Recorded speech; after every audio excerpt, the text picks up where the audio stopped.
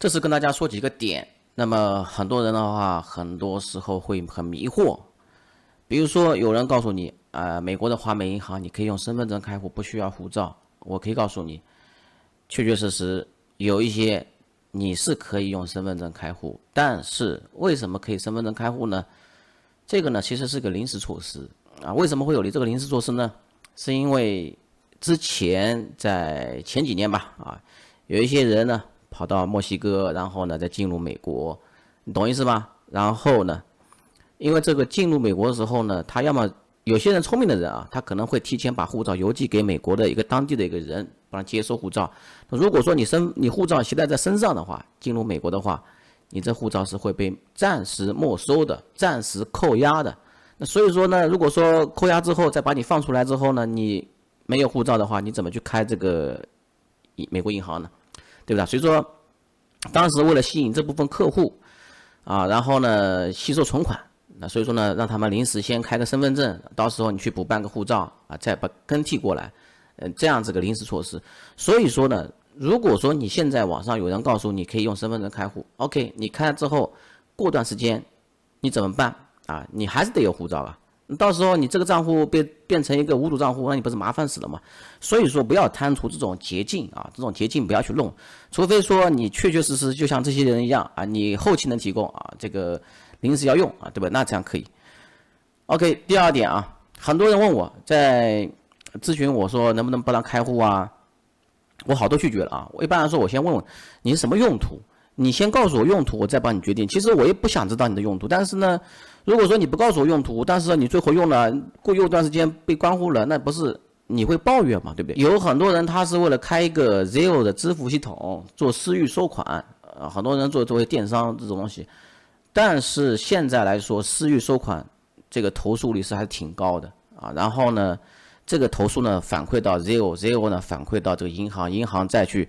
跟踪复盘就是开始说了就是这些人呢就不能开户了就是这些人呢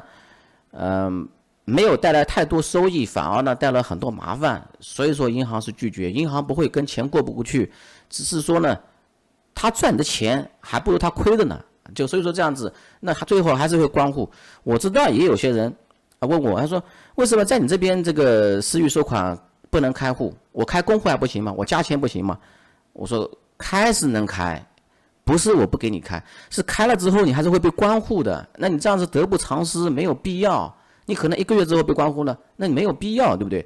那如果说别人如果说不负责任的人跟他说我这边能开你就开好了，开了之后被关户了之后，他说你的责任不是我的责任，那你这样怎么说呢？对不对？所以说我跟你说的这东西有原因，还是有原因你自己想好，你能接受1个月被关户吗？再说一点，可能有些人不太明白在香港银行开户呢，既可以用港澳通行证，也可以用护照，都可以都可以。那么我这边写个还是呢就是2选1的情况下，你选哪个呢？我给大家分析一下就是说，如果说你这个人是跑到香港去开户的话默认的话，护照或港澳通行证其实都能进入，但是呢，护照的前提是你经过香港转机飞往海外，飞往第三国这种情况，你可以拿护照和机票进入香港，免签7天然后呢，这样的话，其实你护照的话也是会有一个小票通行纸嘛小票通行纸。那么这种情况你就可以拿护照去开户。那如果说你一般人的话，大部分人都不会说经过香港去中转那这种情况的话，他就会凭港澳通行证，也叫双程证，就同进同出你去了香港之后再回到大陆，这个叫通双程证，明白吗？然后呢，这个双程证的进入的话，你不用机票的嘛，你就直接有张小票刷给你，而且是可以自主通关，比较方便比护照方便多了。那开户都能开，但是呢，远程开户有个好处就是说，你不需要过港嘛不需要过港的话，你就不需要提供那个逗留小票了。那这个时候的话，你可以自由选择护照还是港澳通行证。但是呢，护照有个什么好处呢？就是说对一般人来说的话是用不上如果说你这个钱比较多钱的下，你开了一个香港的银行的储蓄账户，然后呢存进去钱，然后呢里面钱呢保持不动你向这个银行申请一些信用卡，有些银行是可以申请信用卡的当然前提是你的钱呢比较稳定啊，然后它会根据你的账户历史啊，会酌情发放一张信用卡。有了香港信用卡之后呢，你就可以建立香港的信用记录啊。这个时候呢，我就建议把你的这个证件变更成这个护照，或者说你原本就是护照的话，那就 OK。那如果说你是护照的话，有什么好处？就是说香港有个运通啊，香港运通的话，它是会查询你的信用记录啊。那查询信用记录的话，最好是通过护照，然后呢开通香港运通卡。香港运通卡之后呢，你还可以通过 GT 啊，香港运通跟美国运通是可以平行的互相交换数据的，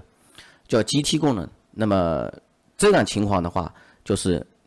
港澳通行证在美国是行不通的嘛，所以说你这个都是护照的话，那它就没问题了，就这样子流畅过程。那如果说你没有信用卡需求的话，不需要开什么香港运通的话，也不需要后期准备开个美国运通的话，那你就不用考虑这么多了啊。我就跟大家讲这些啊。